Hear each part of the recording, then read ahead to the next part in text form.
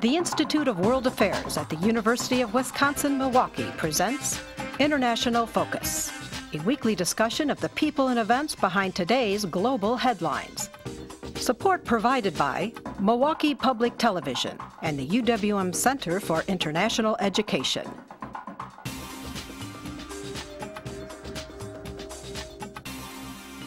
Now here's your host, Doug Savage.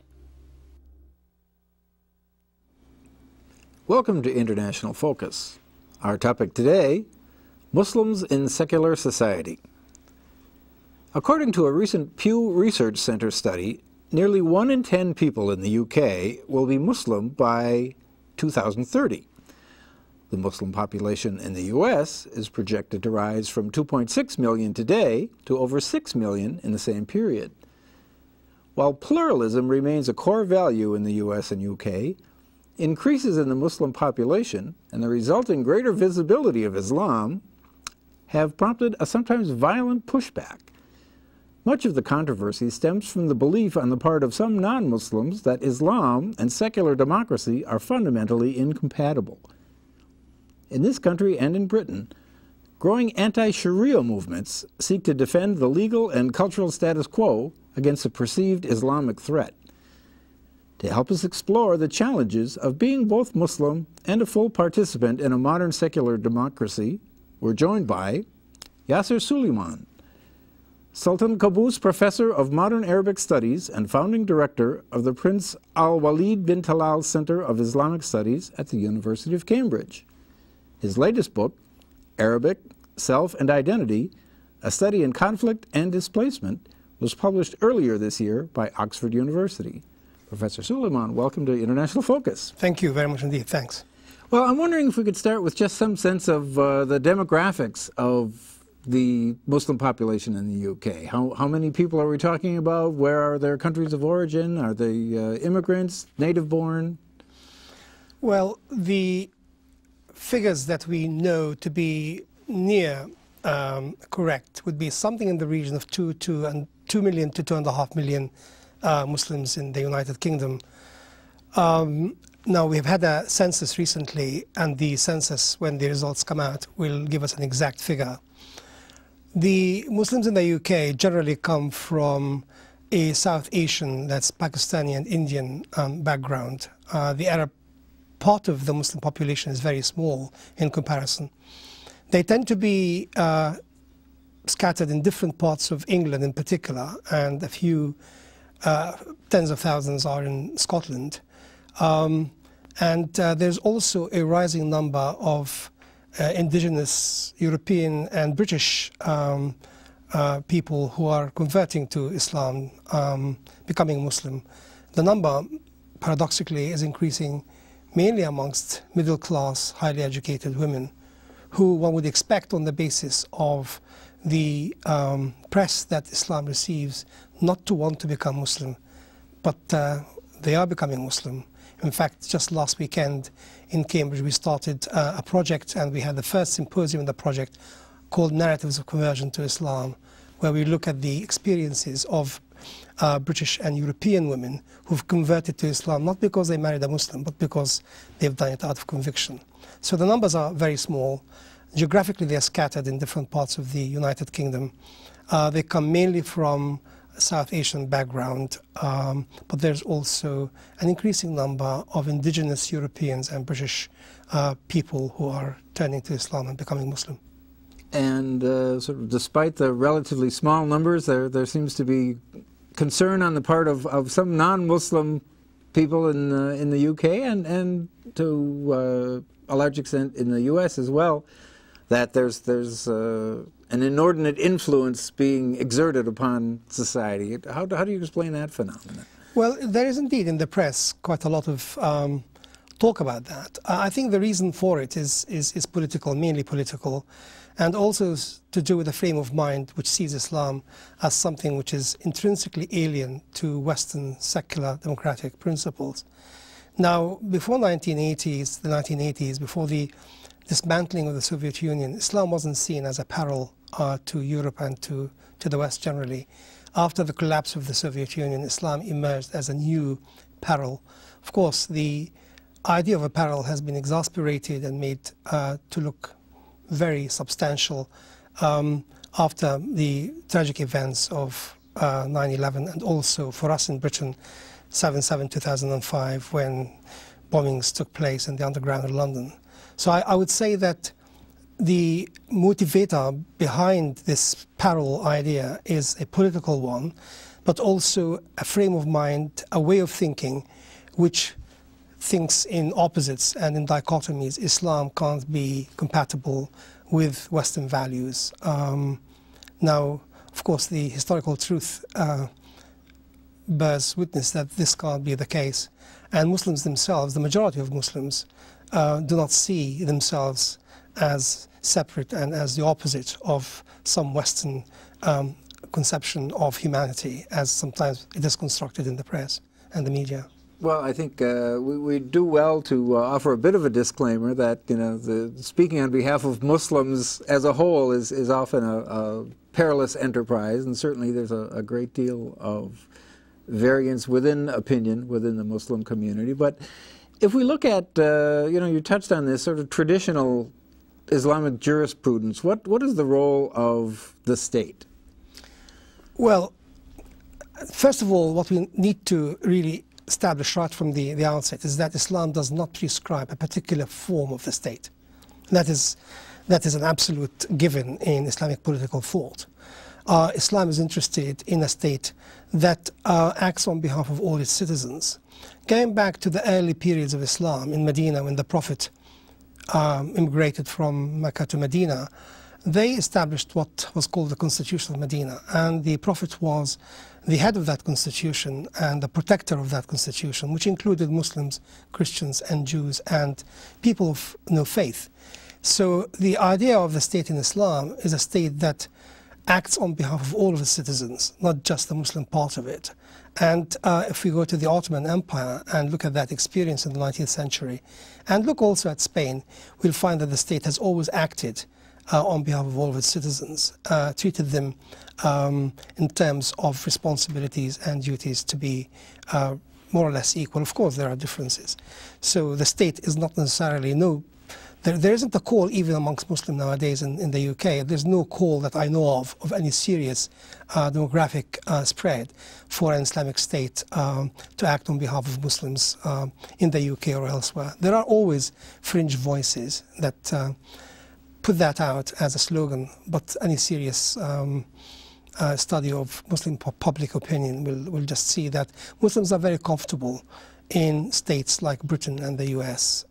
They're very comfortable actually in secular states that adopt a form of procedural secularism, where the state does not exclude religion from the public space, but also the state is equidistant from all religions and acts to protect all religions and to ensure that equality is maintained between all religions.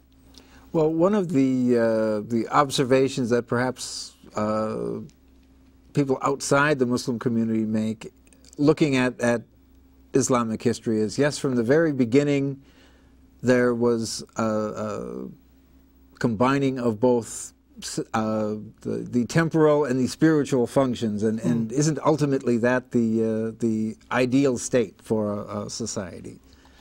Well, Muslims do not want the spiritual function to be driven out of the public space.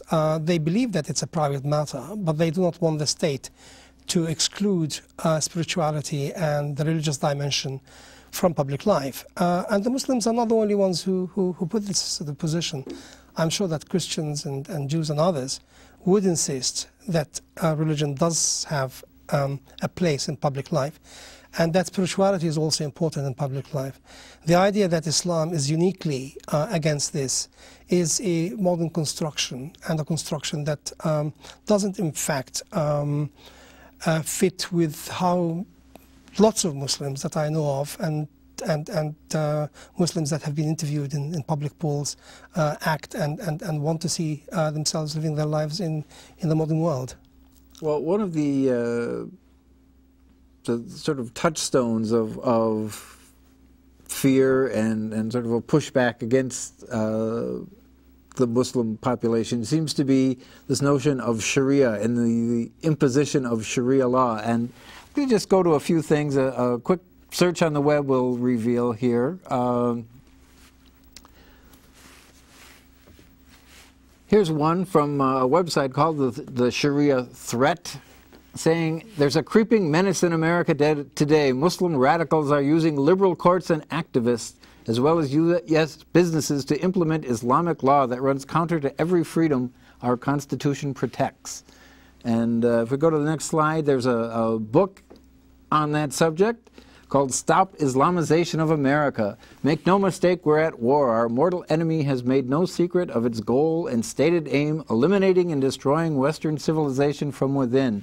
Now, much of the rhetoric we hear from these circles really involve somehow a plot to use the institutions of secular society, the courts, and some protections, somehow to impose this. And what do you think is the source of that sort of fear?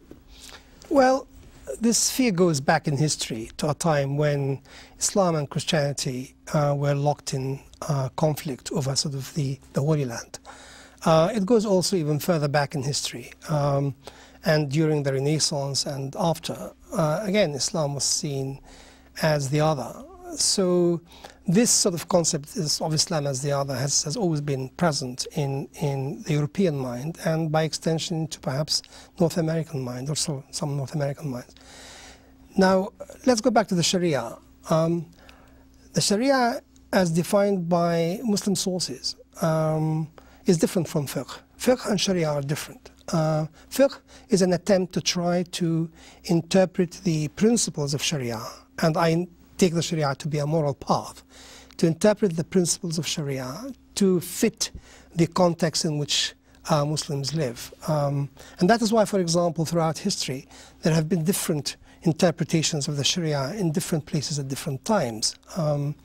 Now, it is axiomatic that Muslims who live in the West would want to see certain parts of the Sharia applied to them in personal matters. For example, in matters of marriage, in matters of maybe heritage, and also in matters of reconciling or enacting a form of resolving personal family disputes. These sort of little aspects of the Sharia do not in any way impinge on the secular principles of our modern-day societies. Well, in fact, there's a recognition of those sort of faith-based traditions in other religions as well. There's rabbinical courts for Jews. There are. Absolutely. I mean, that's absolutely right. And I was going on to say that even those who call for Sharia councils for resolving family disputes, say, for example, around marriage, would also recognize that this is one route, one path that a Muslim might want to take, say, in the UK. But they could, if they want, go to the other path and just have the dispute resolved through the ordinary normal courts. Questions of mortgages, for example, people who want to conduct their life according to principles of Islamic sort of economic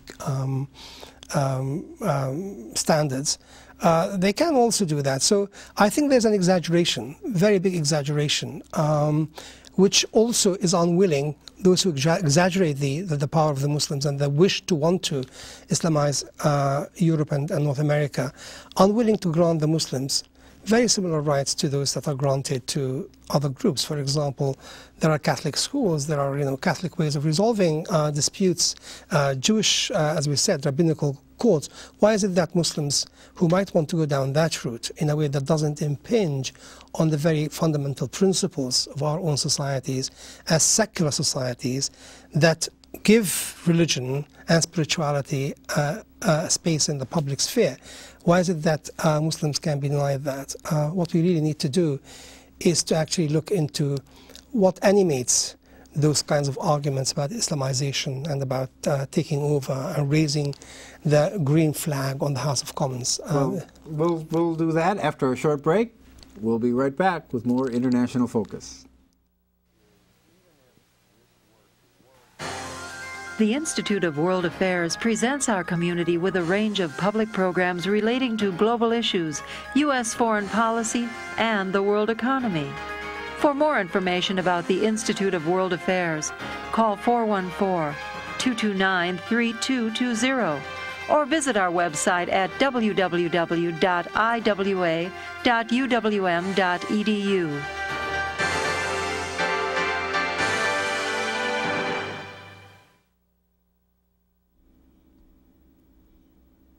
Welcome back to International Focus. We're talking with Dr. Yasir Suleiman about Muslims in secular society.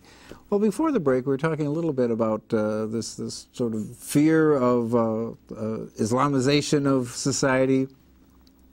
Let's look at the other side of the equation and the role of Muslim identity within the UK or North America. How does the notion of the other impact a British Muslim sense of Britishness or a North American Muslim sense of being an American? I mean, how are those identities really parsed out? Are you a Muslim member of British society? Are you a British member of a Muslim community? Well, I personally define myself as a British citizen, first and foremost, who happens to have a number of identity inflections. One of them is being Muslim. So the idea that Muslims cannot sort of reconcile their Muslim identity, whatever that means, with their civic or citizenship is not true. And I think what is happening here is that to some extent, some Muslims have been pushed into a corner to the extent that they have been seen as a monolithic community with one identity defined by Islam. In the UK, that goes back to the Satanic Verses, Salman Rushdie novel, and where Muslims started to organize themselves around a notion of Islam as something that is under siege and being attacked from all directions. So I don't accept that there can be, or there has to be, not there can, but there has to be a contradiction between Britishness and Islam, being Muslim, or between being American and being Muslim. Why is it possible for somebody to be Jewish and British, Jewish and American, Buddhist and American, Buddhist and British, Buddhist and any hyphenated kind of identity, whereas Muslims sometimes are always suspect. They cannot be, even the good ones, they really can't be trusted. You cannot really combine Islam with Britishness. That is a very hard thing to say, and actually a very unfair thing to say about how Muslims live their lives. I personally am very interested in British politics, not on a Muslim basis. I'm interested in political issues that are not Islamic political issues. I take part in those not as a Muslim. I take part in those as a person with political convictions. So the fact that Islam somehow is a generator that generates an electric current that always moves me is demeaning, because that's not always the case. That doesn't mean that I'm not a Muslim. I am Muslim, but I do not conduct my life from 5 in the morning till 12 at night thinking that, yes, I must act as a Muslim here, yes, I must. But at the same time, many of the things that I do in my life are driven by human values, and those values do intersect very strongly with Muslim values. So I do not actually, on the basis of values of equality, of pluralism, of the need to protect your neighbor as you would protect yourself and others, these are not. They're not particularly Muslim values. They're just universal values. And if you do them as a universal citizen, then somehow you are touching a base in your religion without acting out of that religion. Well, much of your work involves research on these kinds of identity issues. And have you found this undercurrent, this sort of pushback against this perception has affected within the Muslim community, their sense of belonging in the community? I mean, it can't make you feel particularly welcome if you're an immigrant, for example, when you see your faith being characterized as just fundamentally incompatible with the rest of society. I think the experience of different Muslims will vary. And that depends to a great extent on where one is located in the socioeconomic spectrum of society. People who are economically excluded, socially excluded, are suffering from different kinds of problems. They may, rightly or wrongly, blame this on their being Muslim. But at the same time, there are structural forces in society that somehow push Muslims to sometimes the outskirts of the mainstream of politics. But for many Muslims, this is not the case. I mean, in Britain, there are Muslim members of the parliament, there are Muslim members of the House of Lords, of the judiciary, lawyers, practically every walk of life. There are 12% of doctors in the United Kingdom are of Muslim origin, higher than any other sort of religious background. But at the same time, we have about the highest percentage of prisoners in British prisons are of Muslim background. So the Muslim experience is varied, and we should really be careful not to generalize either way. The problem with some of the quotes that you have given me is that they generalize out of the loony fringe that says things that seem to play into either the fears or the vested interest of some groups who want to say this is Islam and then extrapolate from those statements that are intended to alarm the unsuspecting members of the audience to a danger which is largely non-existent. Well, and you touched on this, I mean, a bit earlier, that you know, much of this kind of rhetoric happened coincidentally, or perhaps not, after the Soviet Union was no longer there as a threat. Do you think certain elements within societies need that sort of other to justify and animate their activities? Unfortunately, my work on identity says that identity flourishes when there is a battlefield, and in that battlefield, the other has to be constructed. I mean, if we go to the 1980s, it's quite interesting how the Mujahideen who came, including members of who later on became members of Al-Qaeda, they were supported by the US and other governments. And it shows you the political nature of these views and how enemies are constructed and created and how friends are constructed and created. So what we need to do is to really look at the context. And I think that in nowadays context and following the horrible events of 9/11 and 7/7, some loony fringe Muslim voices have turned themselves as spokespersons for Islam and Muslims and have started to give credence to views that are centuries old, that are hell-bent on avoiding reconciliation, understanding, favoring a different path that leads to conflict and wars and tragic events of the kind that we have seen in our lives and might see in the future. Now, is there any, in your work, any generational component to this? I mean, do you find broadly, when you look at attitudes, is there a correlation between age and...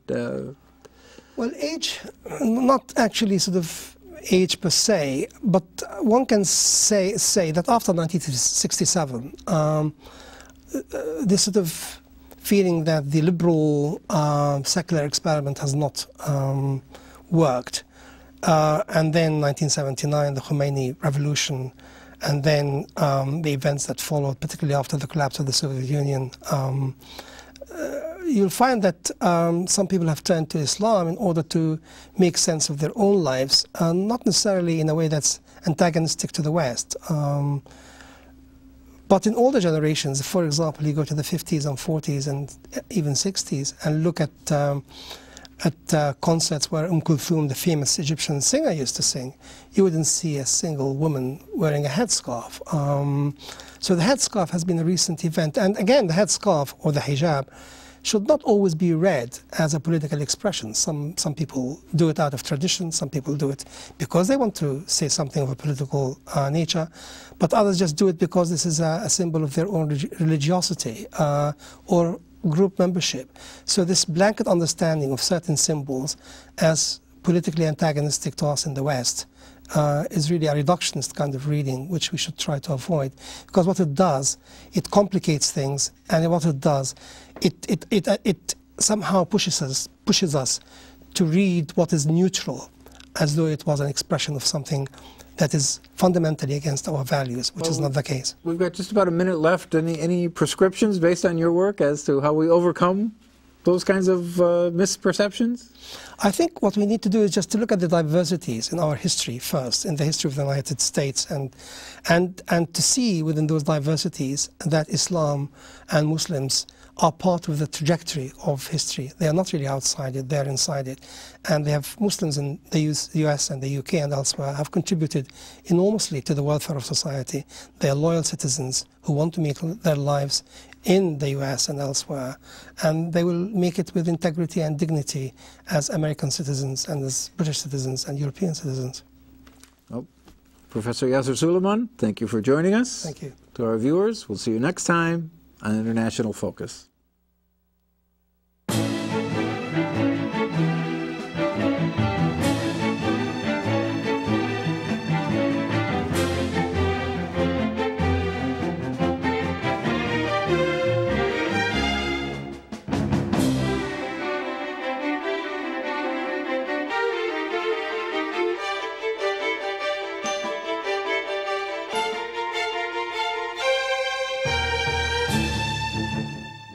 For information about the Institute of World Affairs and its many programs, or to become a member of the Institute, call 414-229-3220 or visit us at our website,